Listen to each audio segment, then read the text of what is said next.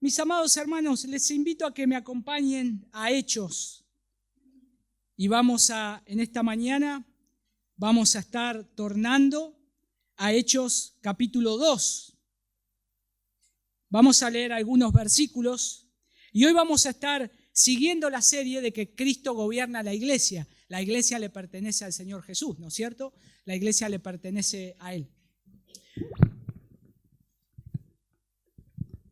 Ahí está, un poquitito más práctico. Le dije a Martín que iba a hacer esto, así que ahí está.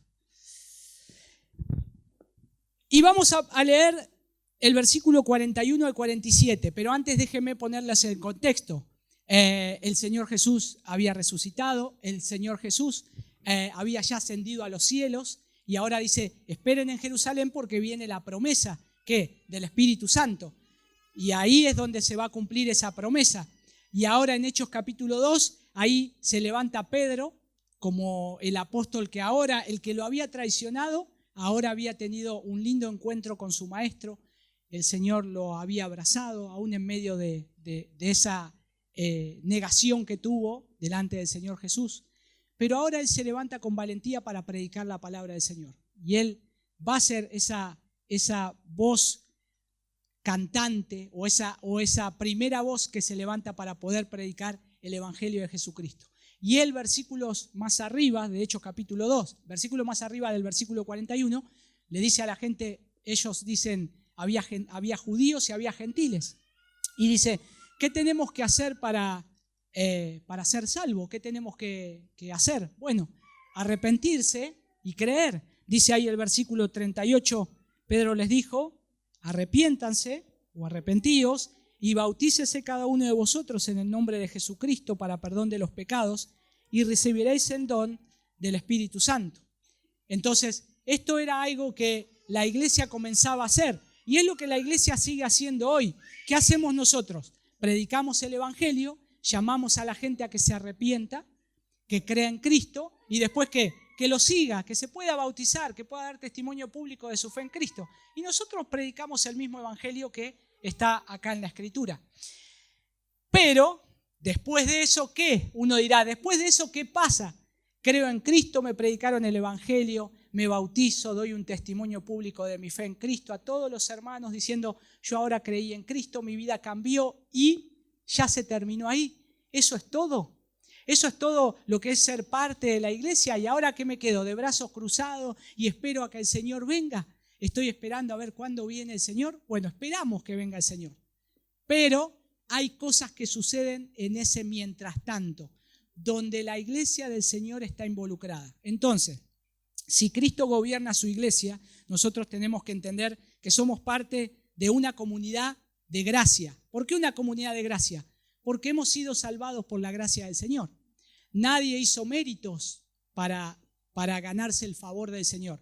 Nadie hace méritos para entrar al cielo. Nosotros somos salvos por la gracia del Señor, por el puro afecto de su voluntad. ¿Qué lo mueve a Cristo? ¿Qué lo mueve a Dios? El puro afecto de su voluntad. El gozo que hay en Cristo, en su Hijo. Pero a su vez escoge a pecadores, los salva, los trae hacia Él, los limpia de sus pecados, lo saca de la esclavitud del pecado y ahora lo llama a vivir una vida con Él. Pero no solamente eso, lo une en una comunidad que hay muchos que le pasó lo mismo. Entonces, a partir del versículo 41, empezamos a tener una ventanita de lo que pasaba en esa iglesia naciente, en esa iglesia que ahora estaban entendiendo el Evangelio, ahora empezaban a comprender por qué Cristo había venido y por qué resucitó, qué es la promesa de lo que los profetas hablaron. Y lo que sucede a partir del versículo 41 dice lo siguiente. Y le acompaño a que me puedan acompañar, les invito, que me puedan acompañar en la lectura. Dice, así que los que recibieron su palabra fueron bautizados y se añadieron aquel día como 3,000 personas y perseveraban en la doctrina de los apóstoles, en la comunión unos con otros, en el partimiento del pan y en las oraciones. Y sobrevino temor a toda persona y muchas maravillas y señales eran hechas por los apóstoles. Todos los que habían creído estaban juntos y tenían en común todas las cosas. Vendían sus propiedades y sus bienes y las repartían a todos según la necesidad de cada uno. Y perseverando unánimes cada día en el templo y partiendo el pan en las casas, comían juntos con alegría y sencillez de corazón, alabando a Dios y teniendo favor con todo el pueblo. Y el Señor añadía cada día a la iglesia los que habían de ser salvos. Vamos a orar al Señor una vez más. Les invito a que me acompañen. Señor, te damos gracias por tu palabra, te damos gracias por darnos tu palabra, Señor. Qué precioso que es poder leer tu palabra como lo hemos hecho hace unos minutos atrás. Gracias porque también es precioso anunciar tu palabra, predicar tu palabra, pero también exponernos frente a tu palabra, Señor. Tu palabra nos cambia, nos transforma, tu palabra nos guía, es lámpara a nuestros pies, es lumbrera a nuestro camino. También tu palabra dice que es martillo que quebranta, es fuego que consume. Y, Señor, tantas otras cosas que tu palabra es, pero sobre todo tu misma palabra dice que es viva y eficaz. Te damos gracias, Señor, y queremos que tu palabra, que es poder tuyo, poder de Dios, obre en nuestras vidas y en nuestros corazones, Señor. Una vez más te lo pedimos en el día de hoy y gracias porque esto lo podemos hacer en los méritos de tu Hijo Jesús. Amén y amén. Si Cristo es Rey y si hay pastores fieles en la iglesia, que Dios en su iglesia pone pastores fieles para pastorear la iglesia del Señor, y eso es lo que estamos viendo y es lo que estamos considerando, nosotros necesitamos entender qué significa ser miembro de una iglesia local bajo ese gobierno. Si hay pastores, entonces ¿solamente la iglesia son los pastores? ¿Solamente la iglesia está compuesta por pastores que vienen, Dios llama a pastores y ya está? No, también hay miembros, también hay ovejas del Señor, ovejas del rebaño del Señor, las ovejas de su prado, del prado del Señor, que tienen que ser pastoreadas. ¿Se acuerdan ustedes que dijimos quién es el príncipe de los pastores? Según Primera de Pedro, Jesús. Cristo es el príncipe de los pastores. Él es el que promete pastorear a sus ovejas, el que promete pastorear a su iglesia, pero a su vez también Él es aquel que pone hombres capacitados, que Dios dio dones a la iglesia para que hombres sean los pastores de ese rebaño. Hombres pecadores, salvados por la misma gracia del Señor que salva a cada uno de nosotros, pero en especial con un llamado en específico. Un llamado a pastorear la grey del Señor. Y que luego la iglesia del Señor ve ese llamado y dice, este hombre es un hombre que está llamado a pastorear la iglesia del Señor y sería bueno que nos pueda pastorear. Y eso la iglesia se pone de acuerdo, elige a esos hombres y a partir de ahora esos hombres son llamados pastores de esa iglesia local. Pero hay algo ahí muy importante, la iglesia del Señor. Aquellos que son parte de la iglesia del Señor, aquellos que son miembros, y no solamente miembros que vienen y se sientan, son laicos que no hacen nada. No, hay mucho por hacer. La iglesia tiene mucho trabajo por hacer, muchas cosas que dar. Nosotros venimos diciendo y venimos recordando que en la iglesia nosotros venimos para recibir del Señor, pero lo que tenemos que seguir es el ejemplo de Cristo, que es dar.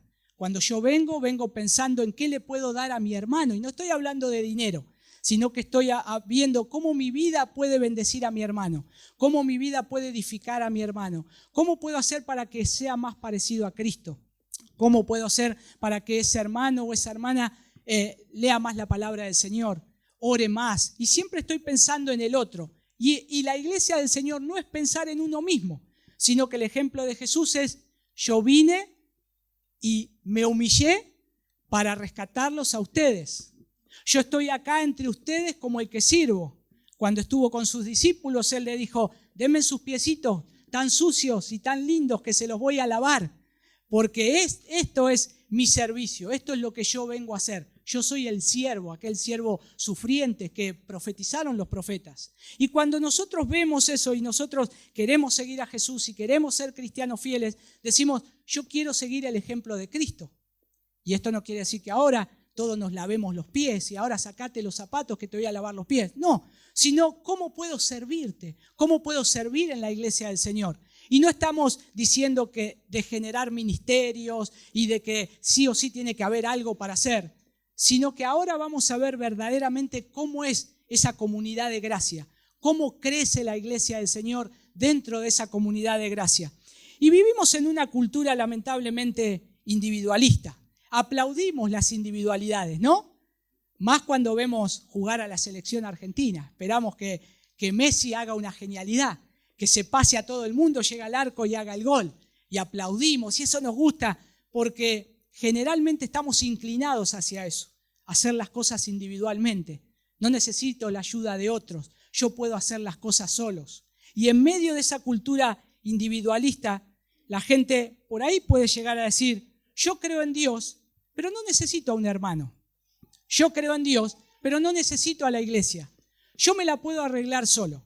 Yo leo la Biblia solo en mi casa, yo canto las canciones solo en mi casa. Y es hermoso y es precioso hacer eso. Pero la iglesia del Señor, el Señor la salvó y la rescató para vivir individualmente. Y esa es la pregunta que nos tenemos que hacer. ¿Qué dice la Biblia? ¿Nos llamó para ser cristianos aislados, individuales? ¿O cómo es para qué nos llamó el Señor? Nuestra fe es personal, no necesito participar de una iglesia, ser parte de una iglesia. Pero el Nuevo Testamento no conoce cristianismo aislado. Desde el inicio de la fe, o desde el inicio, la fe en Cristo siempre implicó una incorporación a una iglesia local. Siempre. Y por eso acá estamos viendo esta iglesia que está naciendo, pero que están todos unánimes y juntos. Cuando el Señor llamó a 12. Y esos estaban juntos. Aunque había un traidor inclusive, pero estaban juntos. Pero a su vez tenía otro grupo más grande de 70. Y eso Él los mandaba a predicar todos juntos. ¿Vayan solos a predicar? No, vayan de 2 en 2. Siempre nos pone el Señor que no podemos estar solos. No podemos vivir un cristianismo aislado. Es imposible eso. Es imposible, no es bueno. Y si Cristo gobierna su iglesia y se ha establecido pastores y disciplina, entonces la membresía no es opcional, es parte del diseño redentor del Señor. El Señor le dice a la iglesia, les voy a dar pastores. ¿Para qué? Para que apaciente ¿a quién? A ovejas, a sus ovejas. Y son un grupo de personas que están manteniéndose unidas y tienen que procurar eso. Pero a su vez también creo que hay marcas concretas que produce el Espíritu Santo dentro de la comunidad. ¿Cuál es la marca concreta que produce el Espíritu Santo dentro de la comunidad de aquellos que han sido salvados por la gracia del Señor? Cuando el Señor te salvó, te rescató, ¿cuál es la marca que el Señor puso concretamente? ¿Qué es lo que el Señor te manda hacer? ¿Qué es lo que el Señor te dice que tenés que hacer? ¿Y dónde tenés que estar y dónde tenés que pertenecer? Pero a su vez, creo que también surge otra pregunta. ¿Y se parece nuestra vida como iglesia a lo que vemos acá en Hechos 2? Es precioso esto de Hechos 2, ¿no?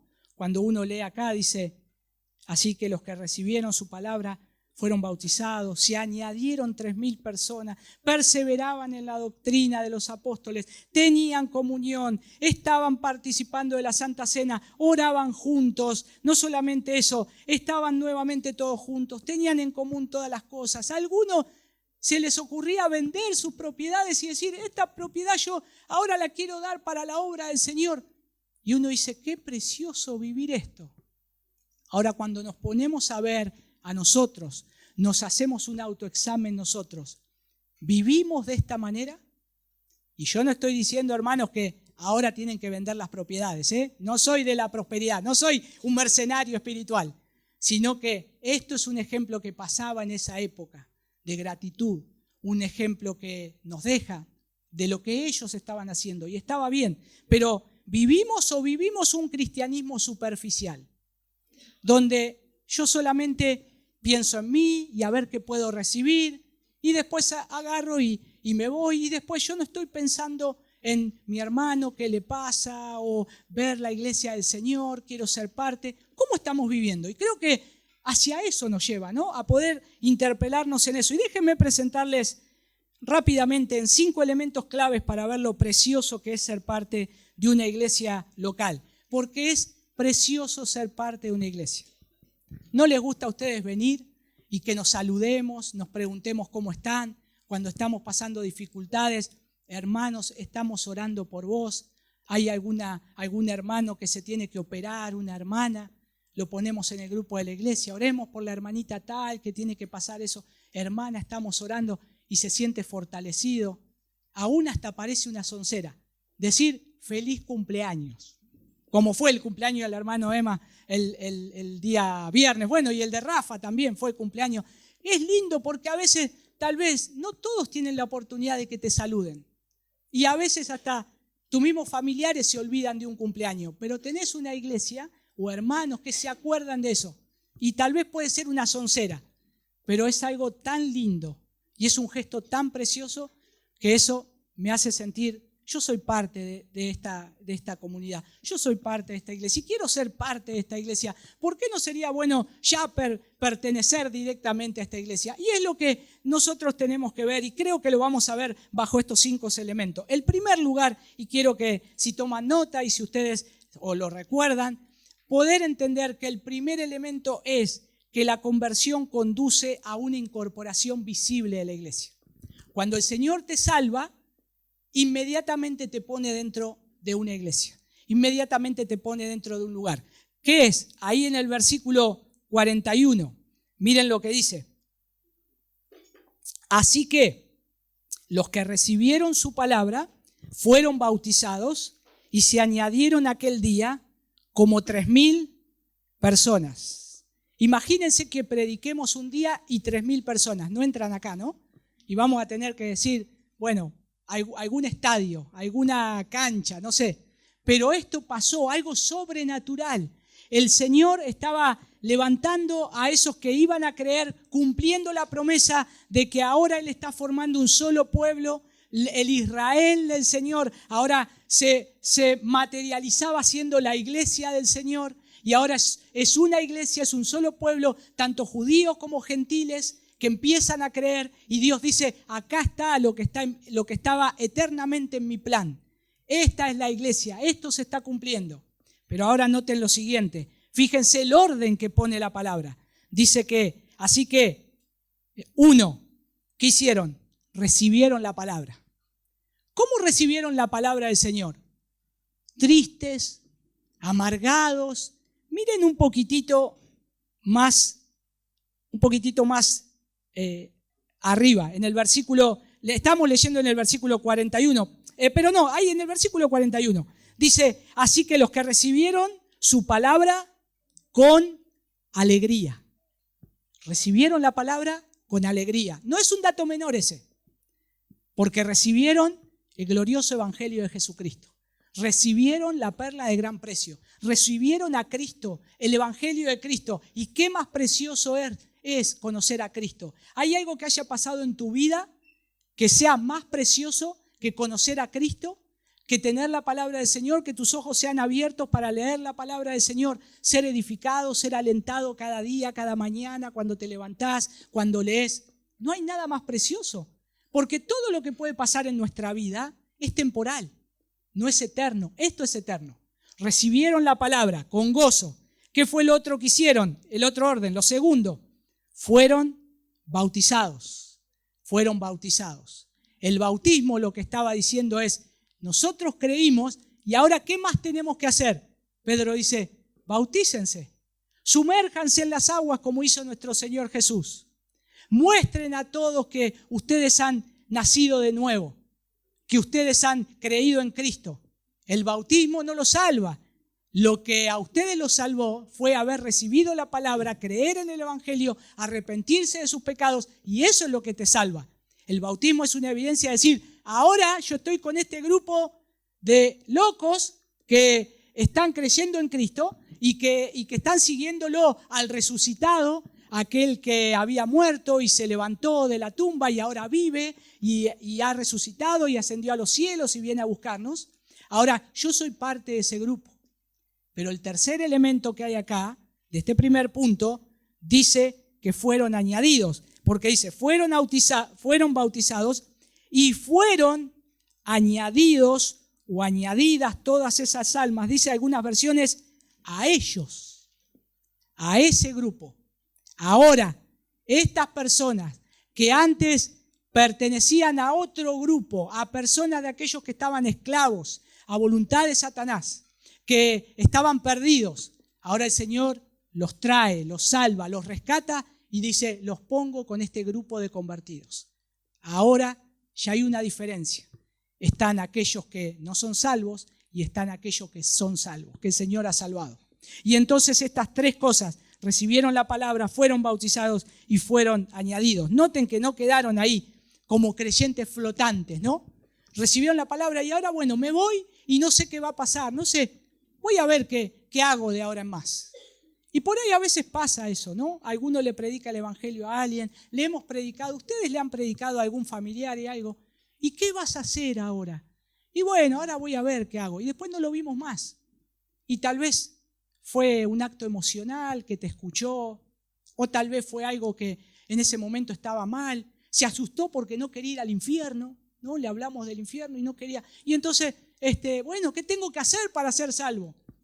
Pero no hay frutos. Pero bueno, hay que seguir orando. Tal vez la semilla ahí fue plantada y el Señor ahora va a empezar a dar frutos. No hay que perder la esperanza y hay que seguir orando y hay que seguir predicándole el evangelio, poniendo más claramente el evangelio. Dice que fueron añadidas ahí tantas personas, ¿no? Pero ya es una comunidad identificable. Son aquellos que han sido salvados por la gracia del Señor. Y la palabra de Dios nos enseña que los santos son llamados a caminar juntos en iglesias particulares. ¿Para qué? Para que nos podamos edificar mutuamente. Para que nos podamos edificar mutuamente. Cuando yo oro, cuando yo leo la palabra del Señor, cuando yo canto en mi soledad, ¿quién es edificado? Yo mismo. Pero cuando nosotros lo hacemos en comunidad, cuando venimos a cantar a la iglesia, yo escucho a mi hermano que está cantando. Yo escucho a mi hermana que está pasando por una prueba muy grande, pero escucho que canta los himnos con tanta fuerza que a mí me alienta. Y eso es precioso. Podemos leer la palabra del Señor juntos, podemos sentarnos a escuchar la palabra del Señor. Podemos, mientras escuchamos la palabra del Señor, codearnos y decir, mira, esto es lo que el Señor me está diciendo.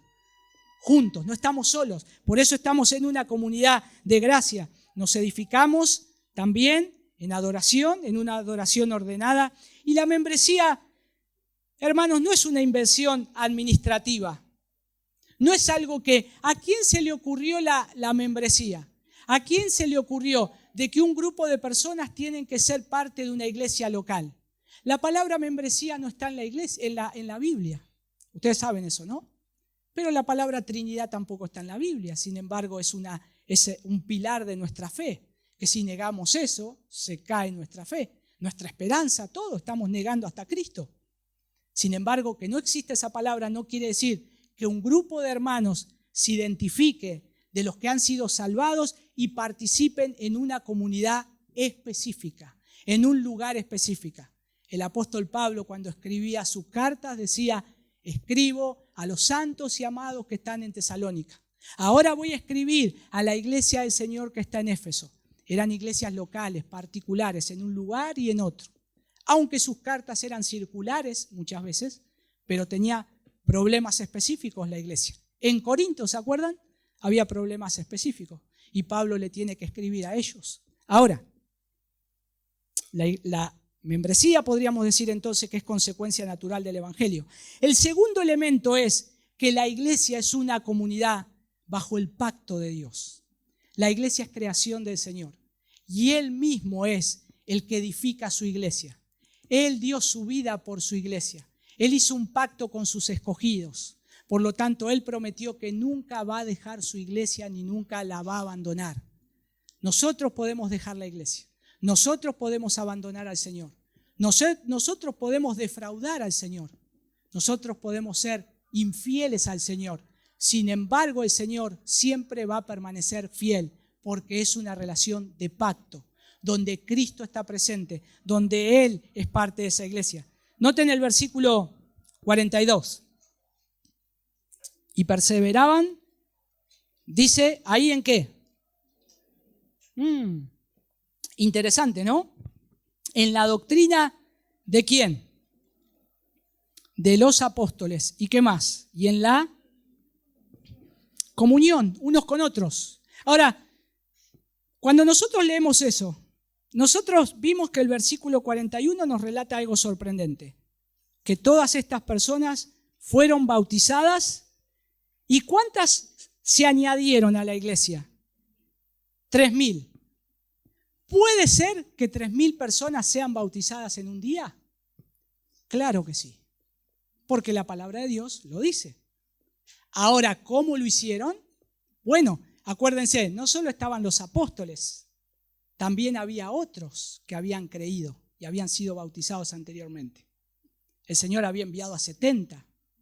El Señor tenía otros, también estaba levantando en esa iglesia otras personas que podían cumplir esa función.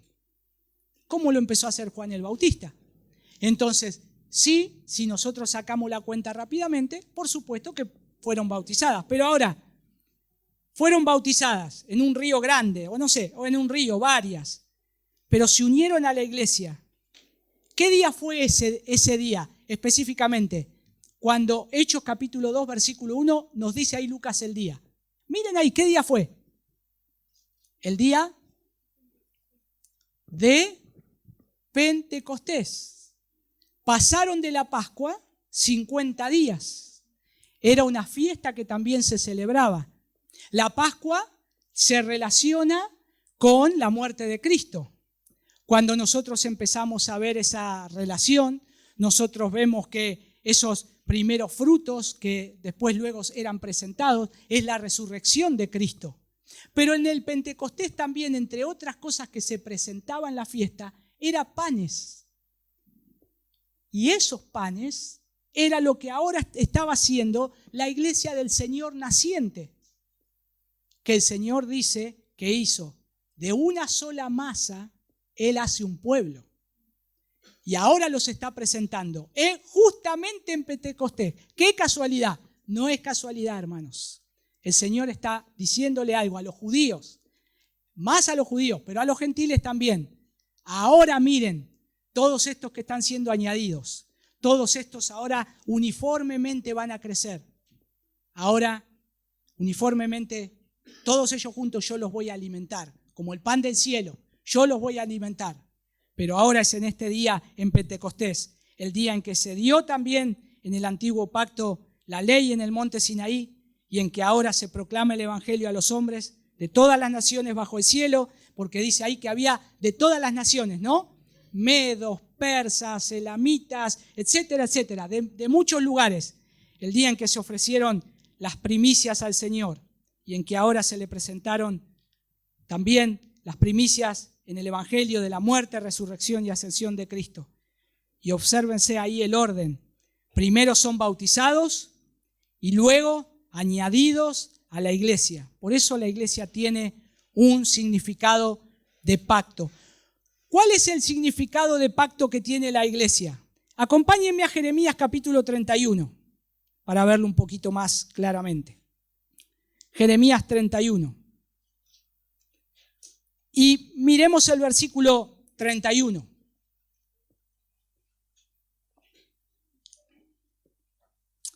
Y aquí dice, esperen que voy a cambiar acá la versión. Acá está.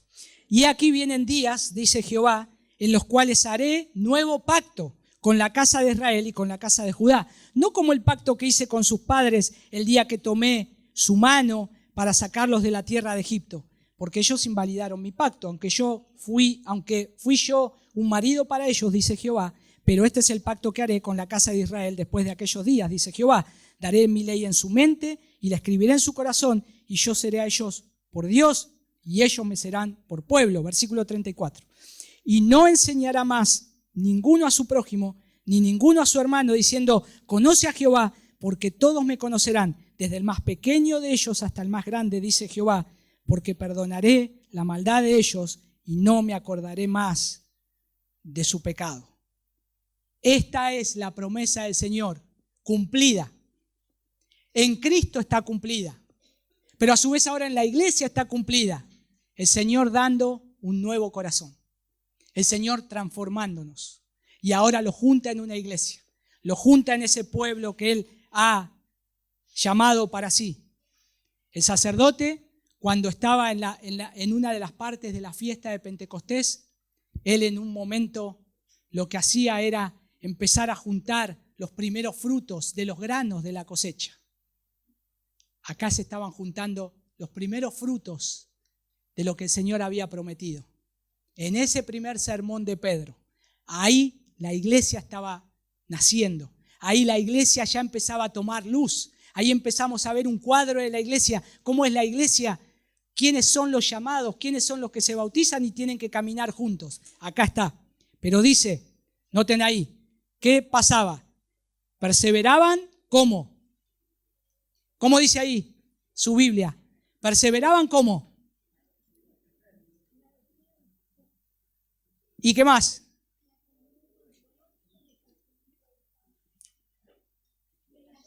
Y en las oraciones. Pero dice ahí, perseveraban en plural. ¿Por qué? Porque estaban juntos. Estaban juntos, perseveraban juntos. Y la palabra ahí, comunión, esa comunión implica no una comunión en la cual yo me quedo quieto. La palabra comunión está en una voz activa de que es comunión, pero yo estoy activo, estoy viendo a ver qué es lo que necesita mi hermano, qué necesidades hay en la iglesia. Por eso tiene una connotación seria que había algunos que vendían sus propiedades. ¿Por qué las vendían? ¿Porque se la pedían los apóstoles? No, veían la necesidad y decían, ¿cómo podemos ayudar a estos hermanos que ahora no tienen casa? ¿Cómo podemos ayudar a este grupo de hermanos que vino de lejos y se quiere establecer acá con nosotros? Va a dejar su casa de ese lugar tan lejos, su trabajo.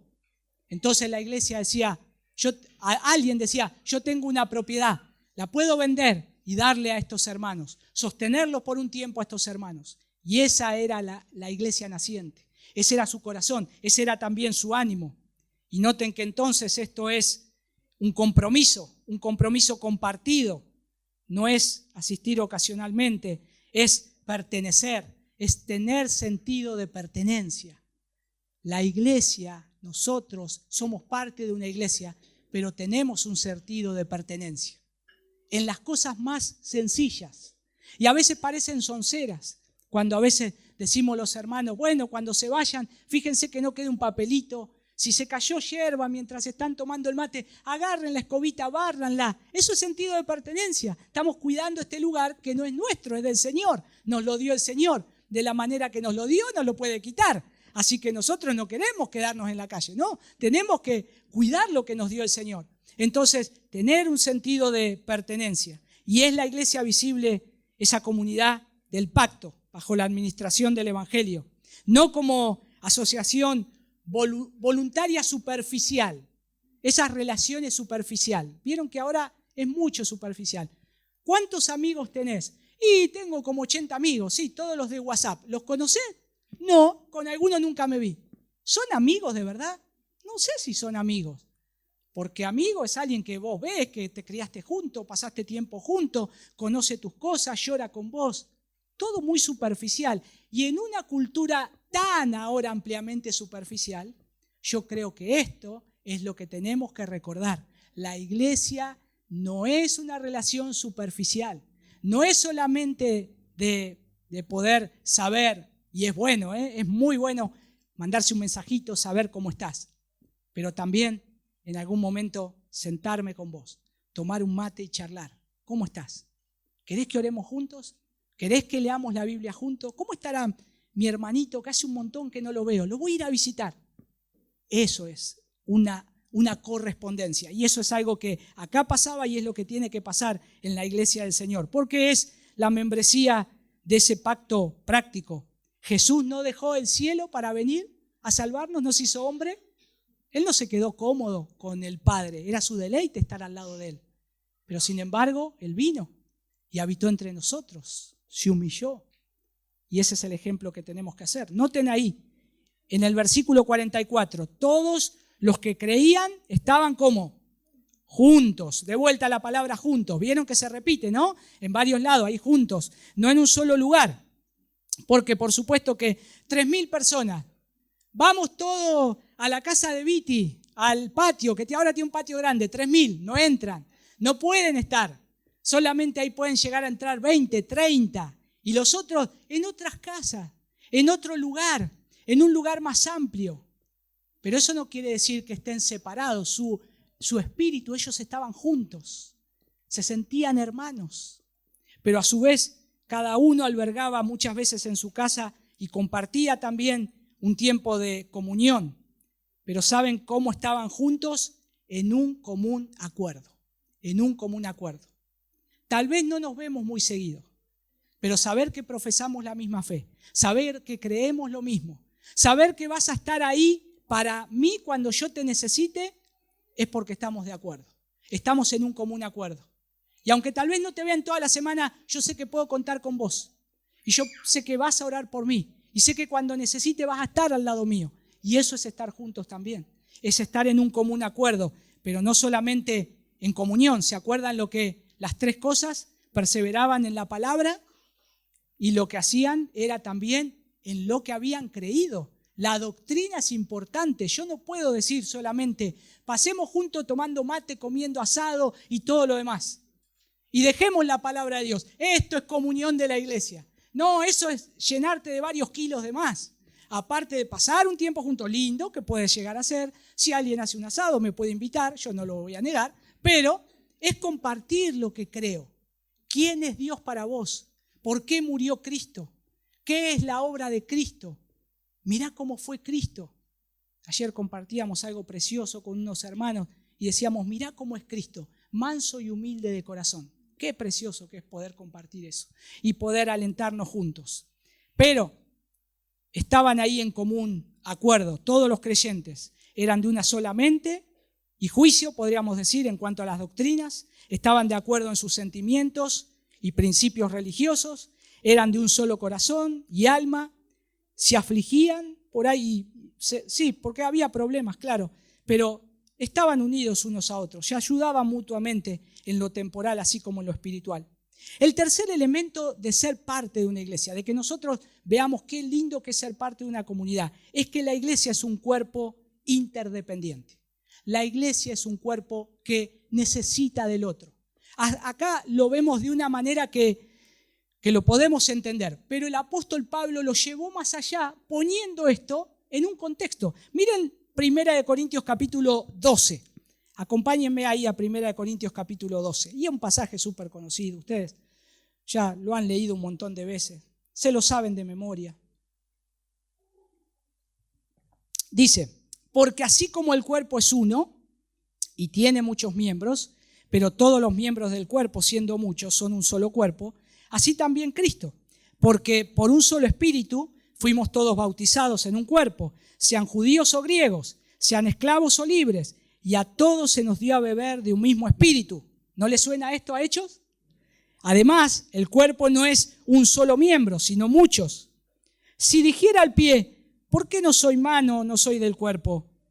Por eso no será del cuerpo. Y si dijere la oreja, porque no soy ojo, no soy del cuerpo, por eso no será del cuerpo. Si todo el cuerpo fuese ojo, ¿dónde estará el oído? Si todo fuese oído, ¿dónde estaría el olfato? Mas ahora Dios ha colocado los miembros, cada uno de ellos en el cuerpo como Él quiso. Porque si todos fueran un solo miembro, ¿dónde estaría el cuerpo? Pero ahora son muchos los miembros, pero el cuerpo es uno solo. Ni el ojo puede decir a la mano, no te necesito, ni tampoco la cabeza a los pies, no tengo necesidad de vosotros. Antes bien, los miembros del cuerpo que parecen más débiles son los más necesarios, y aquellos del cuerpo del cuerpo que nos parecen menos dignos, a estos vestimos más indignamente, y los que en nosotros, aún más dignamente, y los que en nosotros son menos decorosos, se tratan con más decoro, porque los que en nosotros son más decorosos no tienen necesidad, pero Dios ordenó el cuerpo, dando más abundante honor al que le faltaba, para que no haya desavenencia en el cuerpo, sino que los miembros todos se preocupen los unos por los otros. De manera que si un miembro padece, todos los miembros se duelen con él. Y si un miembro recibe honra, todos los miembros con él se gozan. Vosotros pues sois el cuerpo de Cristo y miembros cada uno en particular. Vosotros sois el cuerpo de Cristo. Y noten que acá Pablo destruye con esto el individualismo espiritual. Está tirando abajo de todo, de si yo estoy pensando en ser individualista, rompe todos mis argumentos. Porque dice, no, sos parte de un cuerpo que se mueve, así como tu cuerpo. Sí, pero de mí nadie se da cuenta lo que yo hago. Bueno, del dedo chiquito tampoco del pie nadie lo ve cómo está. Pero si te lo cortan, vas a tener problemas. Tu equilibrio y otras cosas más. Entonces, todos. ¿Y quién hoy se peinó el dedo chiquito del pie?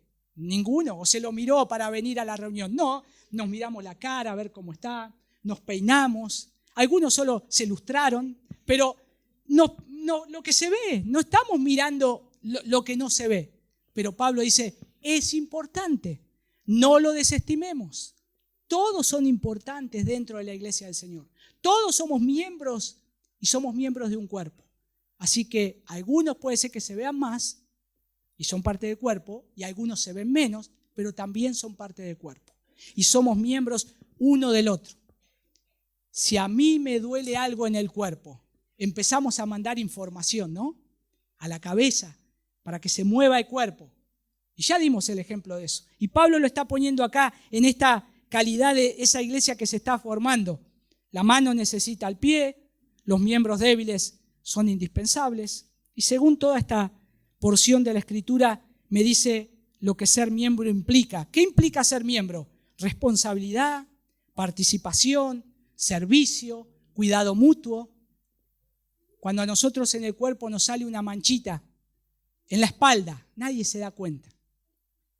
Pero me levanto la remera, me duele acá, me levanto la remera, terrible infección. ¿Y qué me van a decir? ¿Por qué no fuiste al médico? Bueno, pero es parte del omóplato, no pasa nada, nadie lo ve. Sí, yo tendría que haber hecho eso, me tendría que haber movilizado por esa parte del cuerpo. Y acá lo que me dice es participación, servicio, cuidado mutuo. Lo mismo, los cristianos tienen que tener ese mismo interés. Un cristiano aislado es un miembro desconectado del cuerpo, un miembro desconectado. ¿Qué sucede si se desconecta un miembro del cuerpo? Si a alguien le amputan una mano y dejan la mano ahí, la mano anda como la mano de los locos de Adam, ¿no? No, eso es ficción. La mano, ¿qué va a empezar a hacer? Se va a empezar a podrir. Está muerta, está desconectada del cuerpo, no le llega sangre, no tiene nada. No sirve más. Una persona desconectada del cuerpo se empieza a marchitar, se empieza a decaer y va a morir. Entonces Pablo dice, están todos unidos. Esto me lleva a el cuarto elemento, que la membresía también implica rendición de cuentas. Implica rendición de cuentas. ¿Por qué? Porque si vimos Mateo 18, ¿se acuerdan? Cuando recién comenzamos vimos Mateo 18, que hablaba de la iglesia, de la disciplina de la iglesia. Y Hebreos 13 habla también de la obediencia a los pastores, que lo vimos, sujétense a los pastores. Entonces, necesariamente hay un grupo definido. Si me habla de que el Señor, que hay que disciplinar a una persona cuando no anda correctamente, ¿nosotros andamos buscando personas para disciplinar de otras iglesias? Yo como pastor estoy pensando, a ver, de acá quién anda más o menos mal para exhortarlo y si no lo disciplino, pero me voy a ir a la iglesia, a otra iglesia, a la iglesia de Villa Regina, a la iglesia de Roca, a la iglesia de Junín de los Andes, a la iglesia de Córdoba, a ver quién anda desordenadamente ahí. No, cada iglesia tiene sus pastores, cada iglesia responde a un grupo específico de ese lugar. Solamente el pastor tiene que tener el cuidado de la grey que se le puso. Y el Señor Jesús los salvó a ustedes y el Señor dice, mira, estas ovejitas que están acá en Bahía Blanca y que ahora se están reuniendo en 17 de mayo 1698 o 1688, como ustedes quieran, están acá y las tengo. El pastor que yo voy a poner se va a tener que ocupar de estas ovejitas, de este rebaño, de este redil, de ningún otro. Y va a tener que corregirlas. En algún momento tal vez va a haber que llamarles la atención, va a haber que amarlas, va a haber que cuidarlas, pero también están dentro de un grupo que se van a amar y cuidar entre sí. Entonces nosotros respondemos ¿a quiénes? A los que estamos acá. ¿Nos interesan las otras iglesias hermanas? Sí, oramos por ellas, oramos por los pastores, pero no estamos tan pendientes como con la iglesia de acá, porque es una iglesia específica, es una iglesia local. Entonces, eso quiere decir que el Señor da pastores a la iglesia y los pastores están sobre un grupo definido. Sobre un grupo definido. Cuando hay que ejercer disciplina, es sobre un grupo definido. La iglesia del Señor, si tiene que ejercer la autoridad de disciplinar a alguien y sacarlo, como pasaba aquella vez que Pablo tuvo que decirle a los corintios que tienen que sacar a esa persona, era la iglesia de Corinto, que tenía que hacer eso en la iglesia de Corinto. No lo iba a hacer en la iglesia de Éfeso, ni en Colosas, ni en Tesalónica, en una iglesia específica. Entonces, si el Señor dice, tengo ovejas en un redil, pero a su vez son tantas que yo estoy llamando en muchos lados, en cada lugar voy a poner pastores. Y hermanos, mi responsabilidad como pastor es para esta iglesia local. Yo no soy pastor de las otras iglesias que nombré. Conozco a muchos hermanos, hasta he conocido sus intimidades muchas veces porque se han abierto. Pero lo que le puedo decir yo, hermano, habla esto con tu pastor. Él es el que te está pastoreando, Él es el que te ama, Él es el que el Señor lo puso para guiar. Andá, hablalo, con gracia, con misericordia, con humildad, andá. Pero Él es tu pastor. Yo te puedo aconsejar desde afuera y solamente es un consejo, pero no te voy a decir o no te voy te puedo decir lo que podés hacer, pero lo mejor, tu pastor es el que mejor te conoce. Y eso marca un lugar definido. Por eso todos los creyentes que están en el mundo tienen que tener una iglesia, tienen que tener un pastor, porque la membresía lo define. ¿Quiénes son responsables unos de otros? ¿Quiénes participan de la cena? ¿Quiénes ejercen disciplina? ¿Quiénes eligen oficiales? En la Reforma Protestante defendían que la iglesia visible debe ser identificable y ordenable. Cuando la iglesia empezó a crecer en la época de la Reforma y empezó a diferenciarse de la iglesia católica romana, ellos decían, nosotros nos diferenciamos de esto, tenemos una confesión de fe, pero a su vez tenemos un grupo definido de iglesias que creemos lo mismo, que caminamos juntas.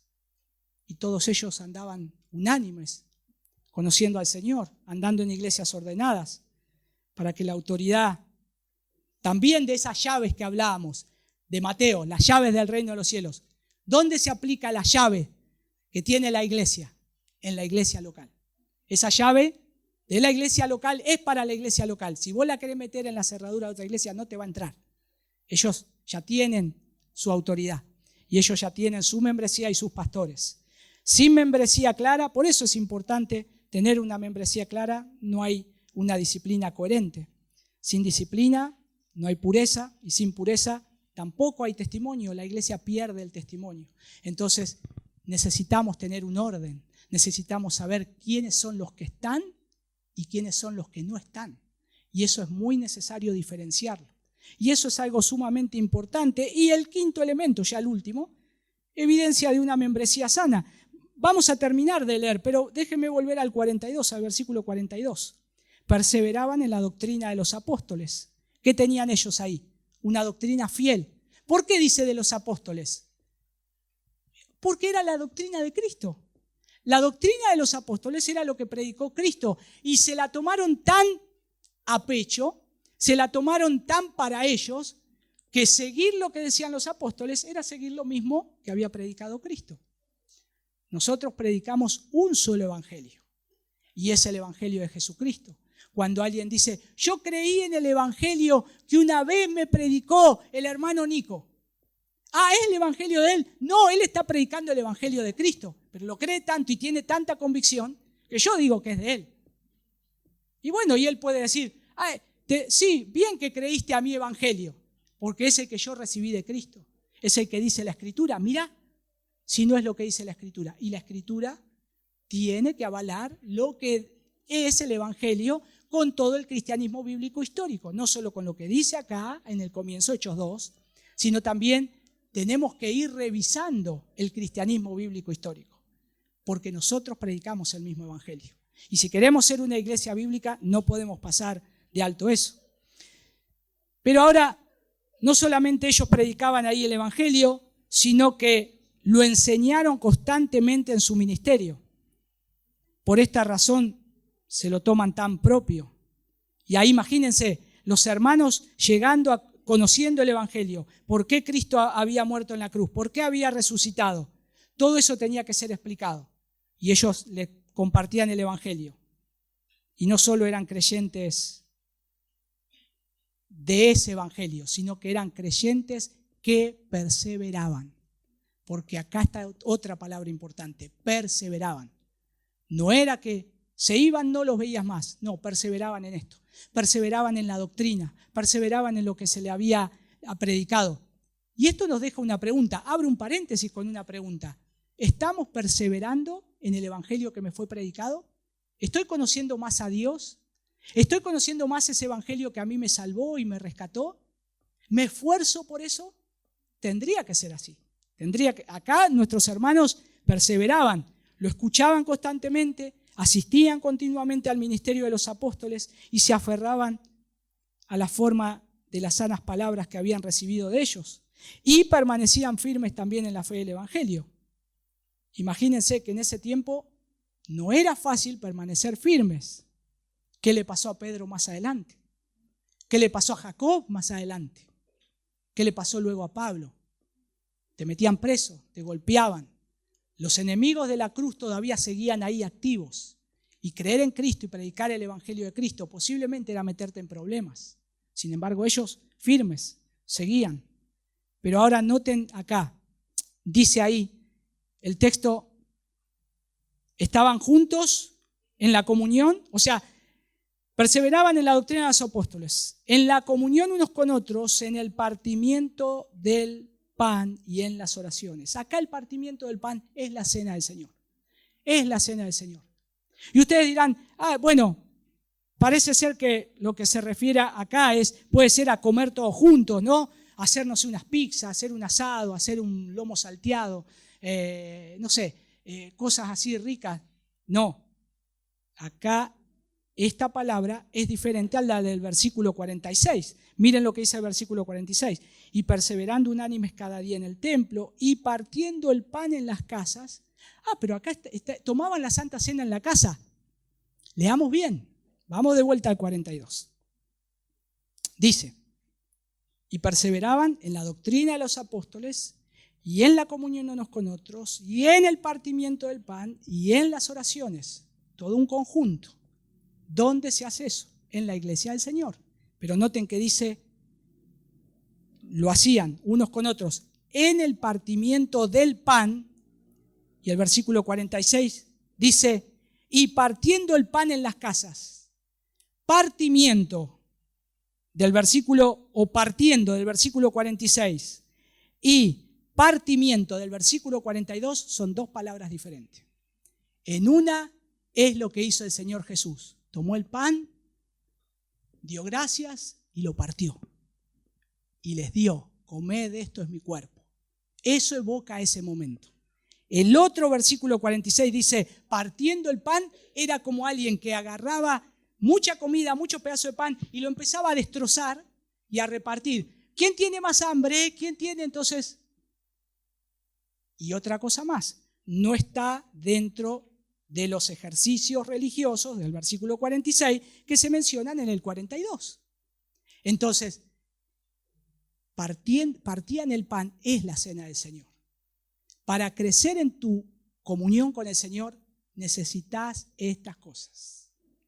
Cuando hay Santa Cena, ahí yo tengo que estar, porque el Señor instituyó eso. Es un medio de gracia, pero a su vez también crecemos en comunión porque creímos juntos y a su vez también oramos juntos, pero también aprendemos la palabra de Dios por medio de lo que nos enseña las Escrituras. Y eso es sumamente importante. Oración constante, porque dice, y en las oraciones, no, y en la oración. En las oraciones, constantemente, no solo en la intimidad de sus hogares y en el seno de su familia, sino también en la iglesia, en las oraciones públicas de la iglesia, aprovechando todas las oportunidades de este tipo y las recibían con agrado. Ahora había una generosidad práctica. El versículo 46 dice que estaban partiendo el pan en las casas, comían juntos ya en las casas, comían con alegría y sencillez de corazón. Y esto es una generosidad práctica. Cuando estás invitando a alguien a comer a tu casa, eso es hospitalidad. Hospitalidad no es solo darle una cama a alguien para que duerma. Hospitalidad es invitarlo a tu casa a tomar un mate. Mirá qué ricas tortas fritas te hice, porque sé que vos venías. y lo invitás y tienen una linda charla, tienen un buen tiempo, tal vez de lectura de la palabra, de orar. Y no necesitamos mucho tiempo, y eso también es discipulado, también es alentarnos unos a otros. Pero también está el testimonio público, porque la gente de afuera veía lo que ellos estaban haciendo. Ahora, la gente de afuera ve cómo nosotros somos, ve cómo nos comportamos entre nosotros. Tus familiares cercanos, ¿ves cuánto amás la iglesia del Señor? ¿Cuánto amás a ese hermano que viene, lo invitas a tu casa y estás pasando tiempo en tu casa?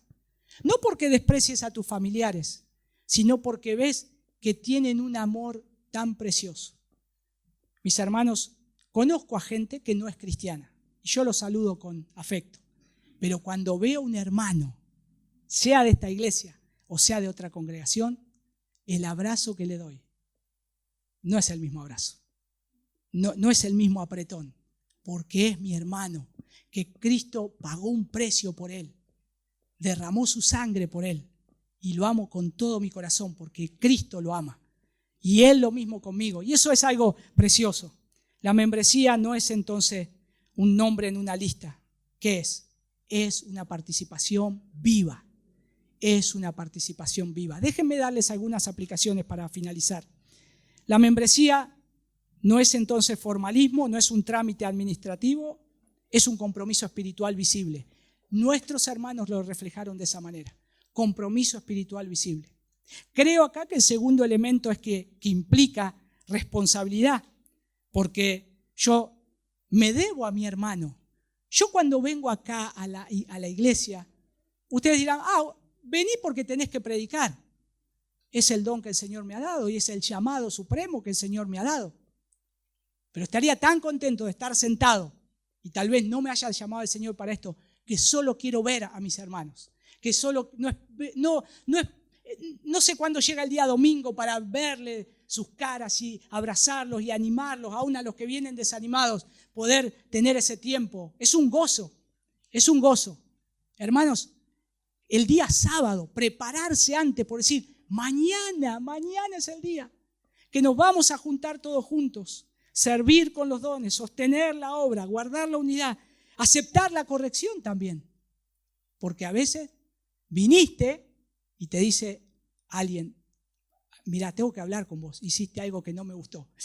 También venimos para eso y tenemos que venir buen dispuestos, aunque no nos guste, pero es bueno eso también, porque va a ser bueno para mi alma. El hermano me quiere rescatar, me quiere que yo ande bien. Creo que el tercer elemento acá, que la membresía lo que hace es proteger el alma, porque cuando alguien se enfría espiritualmente, la iglesia ¿qué hace? Lo nota.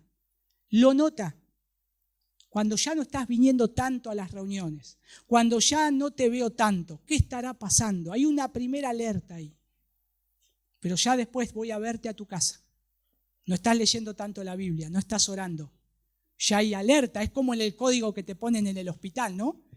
Los códigos, si es, no me acuerdo cuánto es, amarillo, azul, ¿no? Digo, es algo así. Rojo es emergencia. Bueno, ya estamos entrando en eso. Entonces, necesito rescatar, necesito ayudarlo, exhortarlo, acompañarlo, animarlo. ¿Saben cómo se llama eso? Gracia comunitaria. Gracia comunitaria. La misma gracia que me alcanzó a mí y que yo puedo estar en tu lugar y que yo puedo pasar por eso, ahora yo te quiero ayudar porque yo estoy un poquito mejor. Te quiero animar, te quiero alentar. Y te vengo a ayudar no porque yo sea mejor que vos, sino que yo soy un pecador como vos. Son dos pecadores que se están ayudando mutuamente. Es un mendigo que recibió pan y le está dando a otro mendigo lo que puede comer. Te extiendo esa ayuda de esa manera, generosamente. Algunas advertencias necesarias. Una iglesia puede caer en dos extremos. Tener una membresía laxa, podríamos decir. Nadie sabe quién pertenece a la iglesia. Yo vengo, me voy y ya está. No sé ni cómo se llama mi hermano. Hermano, hace 20 años que venía acá, nunca te pregunté tu nombre. No, eso es laxo. ¿Cómo no vamos a saber? Tener esa intención de llegarnos, saber quién está, cuáles son sus necesidades, no sé, dónde vive, con quién viene, cómo se llama, cuándo cumple años, cosas así sencillas. Pero sobre todas las cosas también, ocuparse de la vida espiritual. Y lo segundo es el otro extremo, una membresía nominal, solo que aparezcamos en una lista. Yo soy miembro de la Iglesia Cristiana de la Gracia, acá, los primeros reformados de Bahía Blanca, a mí nadie se me para de mano, no, aparte figuro, mirá, pedí el libro de actas, pedí, ellos, ¿qué sirve eso? Una tontera, porque eso no es nada, no te hace nada. Lo que significa es que si vos sos parte, demostralo con tu hermano, demostralo con tu hermana, que estás ahí al lado, que estamos para ayudarnos. Cristo no murió por una membresía nominal, murió por un pueblo santo y comprometido. Cristo murió por un pueblo santo y comprometido. ¿Cuántas veces, estudiaste alguna vez en el Nuevo Testamento, cuántas veces el Señor te dice que tenés que despojarte y que vestirte? Te está diciendo, vos lo tenés que hacer. Yo te doy los medios. Fuiste alcanzado por la gracia del Señor. Quítense de vosotros toda ira, amargura, enojo y gritería y vístanse. Bueno, eso es algo que hay que hacer. ¿Cómo lo hago eso? En mi vida personal, en una comunidad de gracia. Y ahí es donde tenemos que poner en práctica. A los que le gusta hacer el fuego, para lo que sea, ¿no? Dije asado, vamos a poner lechón ahora, un cordero, lo que sea. El cordero lleva muchas brasas, ¿no? Brasas grandes, dicen. Es un buen fuego. Pero saquen una brasita y déjenla en un costado. ¿Qué va a pasar con esa brasita? De a poquito se apagó. Bueno, la membresía, si vos no estás junto, te apartás, te empezás de a poquito a apagar. Ya no tenés el calor. No tenés el calor de la iglesia, no tenés el calor de los hermanos, se enfría rápidamente. La membresía es permanecer en el fuego comunitario y si te aislás, te vas a enfriar. Y esto es lo primero que tenemos que saber. Hermanos, Satanás es astuto. Cuando tengas problemas, lo primero que va a decir es, no vayas a la iglesia. No vengas. Porque a la iglesia hay que venir cuando estás bien. Error. Otra vez, el texto de Mateo capítulo 11, versículos 28 y 29. Vengan a mí, ¿quiénes? Los que están trabajados y cargados. ¿A quién esperamos acá? Todos los que estén trabajados y cargados. Tenemos que estar acá. Porque el Señor dice, acá estoy. Yo no los voy a echar afuera. Y está diciendo, vengan todos. No los miembros solamente. Vengan todos los que estén trabajados y cargados. Y eso es lo que tenemos que hacer. No somos espectadores, no somos consumidores, no somos invitados temporales, somos parte del cuerpo de Cristo en este lugar. Y qué precioso que es no solo ser asistente regular, sino ser alguien que pueda decir, acá estoy, contá conmigo, acá estoy.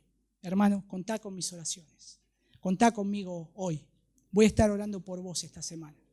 Y también la invitación está para todos aquellos que no son parte de la iglesia, que el Señor no los ha alcanzado con la salvación. También hoy es el Evangelio de Cristo.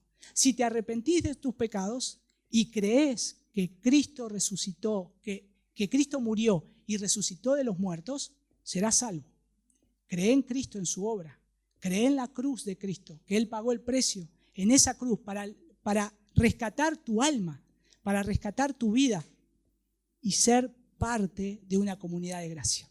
Oramos. Señor, te damos gracias por tu palabra, te damos gracias porque eres tan bueno, justo, misericordioso, santo, y gracias también por amarnos y traernos hacia ti. Ayúdanos, Señor, a poder seguir creciendo como una comunidad de gracia. Ayúdanos a seguir siendo alentados, animados unos a otros. Y gracias nuevamente por esta preciosa iglesia, Señor. Gracias por cada uno de mis hermanos, todos los que vienen aquí, Señor. Los que son parte de la iglesia como miembros, los que todavía no lo son, Señor. Tan preciosos hermanos salvados por tu gracia, con tu misma sangre, con la sangre de Cristo. Te damos gracias, Señor. Y gracias porque también nos podemos edificar y alentar unos a otros en medio de este mundo que nos quiere apagar. Ayúdanos a permanecer juntos, firmes, Señor, para seguir esperándote a ti, Señor. Anhelamos tu venida y una vez más oramos, como tu palabra también finaliza. Ven pronto, Señor Jesús. Lo oramos en el nombre de tu Hijo Jesús. Amén.